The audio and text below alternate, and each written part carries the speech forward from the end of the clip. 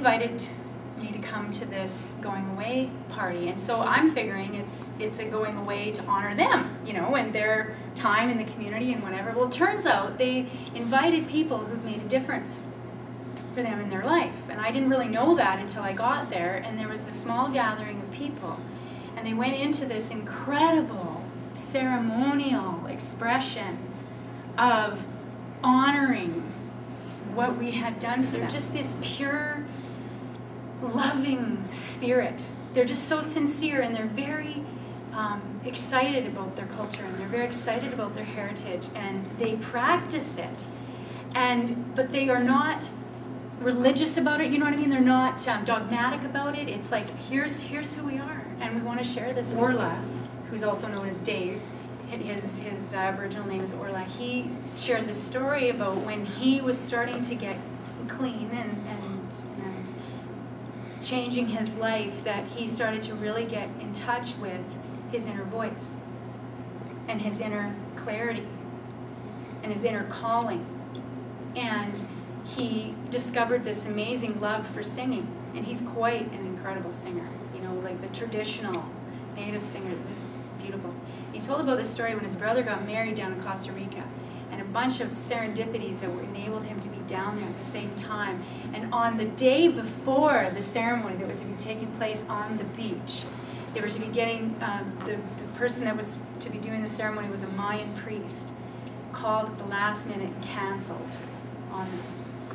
And they had invested all this money and all this research, because if they got married by this Mayan priest, it would then make it legal in Canada, and they wouldn't have to do the extra paperwork coming back. And so they invested a lot of time. So it was looking like it might be all for naught.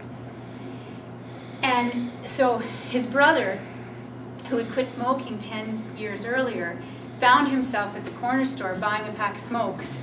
And as he was doing that, one of his friends says, "Hey, what are you doing buying smokes? Didn't you quit smoking?" He says, "Yeah, but I need a smoke right now, and I'm going to have a smoke right now." Anyways, and he's pulling out the cigarette from the pack, and he kind of moves his elbow, and he bumps into this guy behind him, and he turns around and he goes, "Oh, sorry." And it was this fellow that was dressed in the garb of a Mayan priest. And he says, "By any chance, do you do this kind of ceremony, and is it bona fide, and blah, blah, blah?" And the priest said, "As a matter of fact, I do. Any chance you'd be available tomorrow afternoon for a little ceremony on the beach?" "As a matter of fact, I think I can make that work. But I have one request, that I bring my wife." "Oh, absolutely. Do you have any kids? Grandkids? Bring them too." "Let's go." You know, feeling pretty excited about this, right?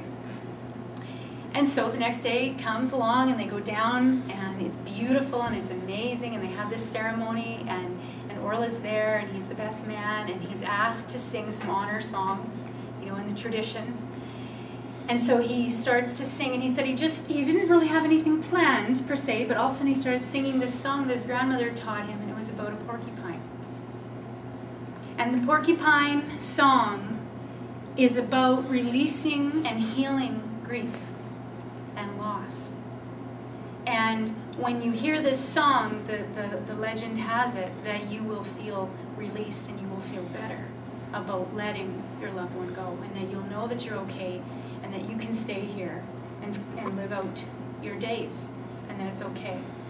And so he starts singing this song, and he, even as he was singing it, he was like, "Well, this is not really that fitting at a wedding ceremony, but what the heck, you know, I'm feeling the spirit within me, I'm going to sing it anyway." So he starts singing it, and it's beautiful because he's got this incredible voice, and everyone was wowed and awed, and they didn't know the story about the porcupine. Of course, the brother did, and he's kind of looking at him, but whatever, okay. You know?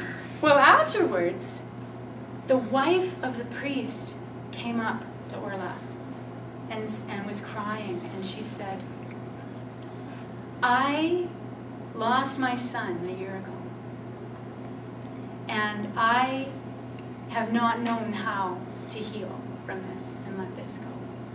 But I feel like something released in me. I don't know what the words were that you were saying. I don't know what you were singing about, but I want you to know that I feel very, very good and very healed right in this moment. And I am so grateful to you. And Orla says, well, what, it wasn't me. Like, I can't own that. I just listened. I listened and I did this. And so it was very amazing and very beneficial to her. And so he had sang the song, and he told us the story at this honoring ceremony. And earlier that week, I had put out an intention, because I'm working through some grief issues myself. And I had put out an intention that I would attract to me the things that I needed to heal from that. And here we were, sitting there listening to the Porcupine song, and it was incredible. It was absolutely amazing. And then I shared my story. And so Orla's the kind of man who's connected to his inner purpose. He's connected to his beingness. He's connected to his voice inside, and he listens. And he hears it, and he just goes on, and he goes from that place, that beautiful, purposeful place. And one might say, well, maybe his purpose is to sing. Well, maybe his outward purpose is to sing, but Orla has a lot of gifts. And his role and his function will change as he evolves and moves through his life. But one thing that won't change is his connection and his absolute commitment to his feeling and his call and his power.